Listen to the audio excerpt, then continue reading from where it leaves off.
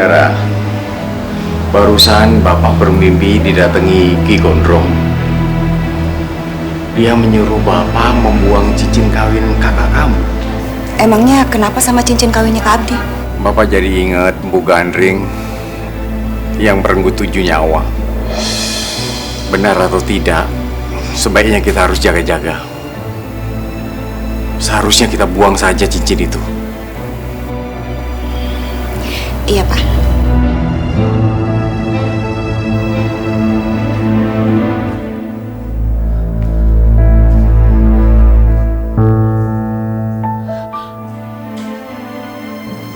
Aku hamil.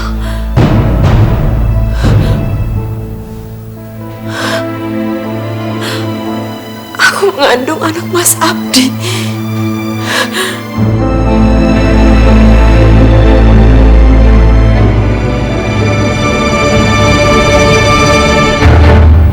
Apa? Kamu mengandung anaknya Abdi?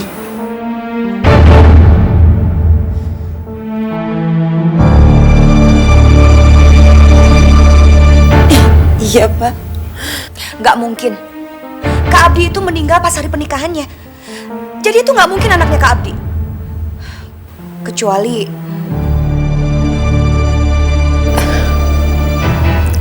kami memang pernah melakukannya. Tapi kami berdua benar-benar hilaf, Pak. Pak, ini bisa mencoreng nama baik keluarga kita. Sebaiknya sekarang Mbak Nilam pergi dari sini. Maafkan saya, Pak. Sekarang juga saya akan kemasin barang-barangnya Mbak Nilam. Setelah itu, sebaiknya Mbak Nilam jangan pernah kembali lagi ke sini. Dara, jangan. Bagaimanapun, anak yang dikandung Nilam adalah cucuku juga. Anaknya Abdi. Pak, maafkan saya, Pak. Maafkan saya benar-benar gak sengaja. Kami benar-benar hilaf waktu itu, Pak. Maafkan saya, Pak.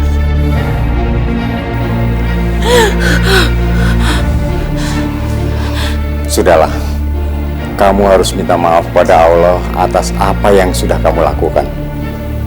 Kamu harus bertanggung jawab atas semua yang telah kamu perbuat.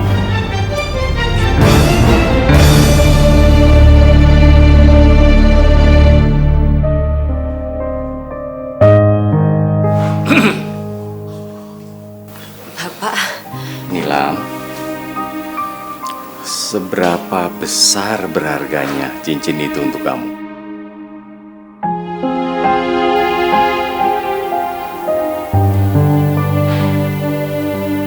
cincin ini yang menggantikan keberadaan Mas Abdi, Pak. Setiap kali melihat cincin ini, aku selalu teringat dengan Mas Abdi. Kamu harus membuang cincin itu. Hanya itu yang mengingatkan kamu kepada anakku, kan? Sebuah kenangan yang sangat buruk. Kenapa kamu tetap ingin memilikinya?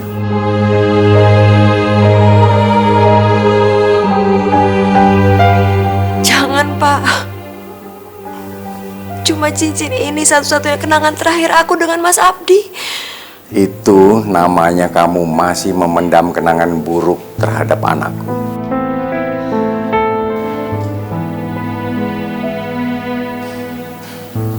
Pak, Mas Abdi itu adalah takdir. Saya udah ikhlas.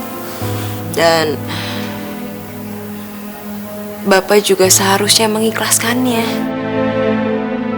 Cincin itu adalah tanda kami pernah saling mencintai, Pak.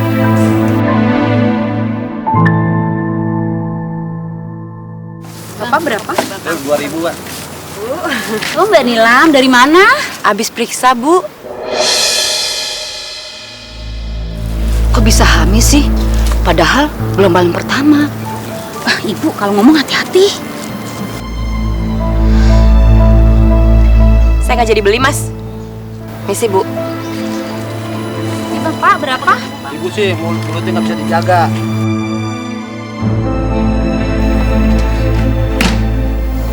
Di mana ya Mbak Nilam naruh cincinnya? Aku harus dapetin cincin itu sekarang juga. Dara, kamu ngapain di sini? Mbak, di mana cincin kawin Mbak? Aku udah kehilangan kakak aku. Aku nggak mau lagi kehilangan keluarga aku lagi gara-gara Mbak ngotot mempertahankan cincin itu. Dara, bukan cuma kamu yang kehilangan Mas Abdi. Aku juga. Bahkan anak dalam kandungan aku ini lebih kehilangan daripada kamu. Ya terus kenapa Mbak masih ngotot mempertahankan cincin itu? Aku udah kehilangan segalanya. Dan cuma cincin itu yang bisa mengikat aku dengan Mas Abdi. Ngertiin aku, Dara. Aku mohon. Alah, Mbak ini egois. Pokoknya, kalau sampai terjadi apa-apa sama keluarga aku nggak akan pernah maafin Mbak.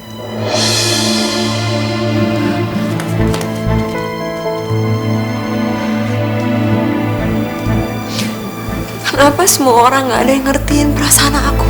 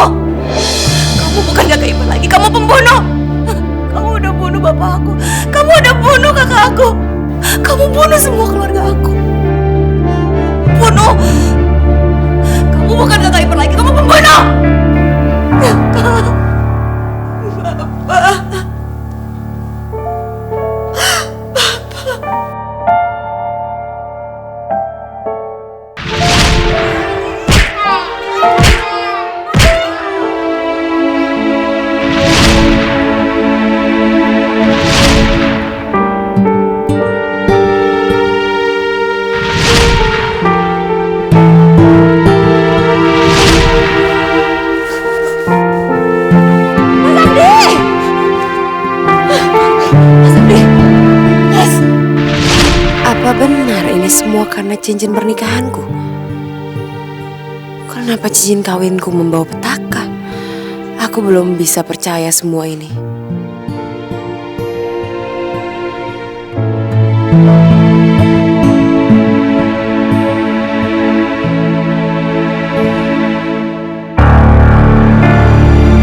Gara-gara cincin ini aku kehilangan keluarga aku. Aku harus membuangnya. Jangan!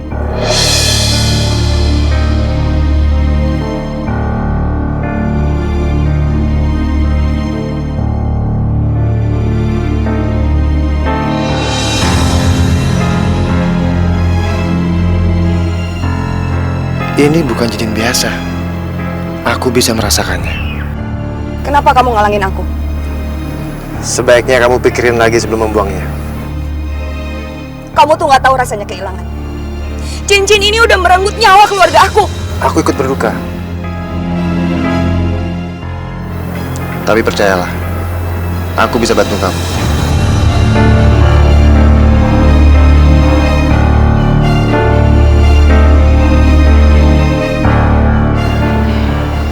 Gimana caranya kamu bakal bantu aku?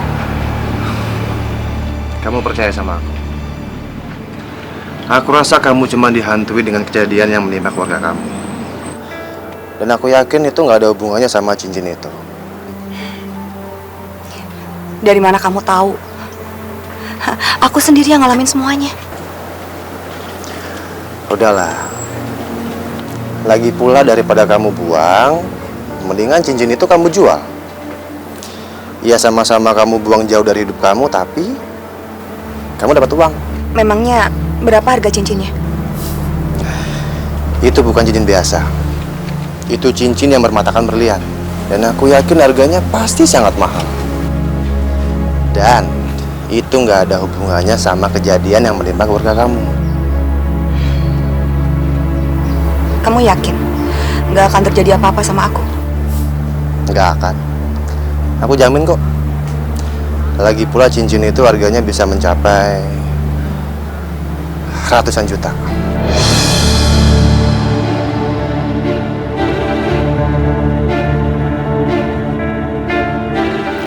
Ratusan juta? Kamu serius? Lagian ngapain aku bohong?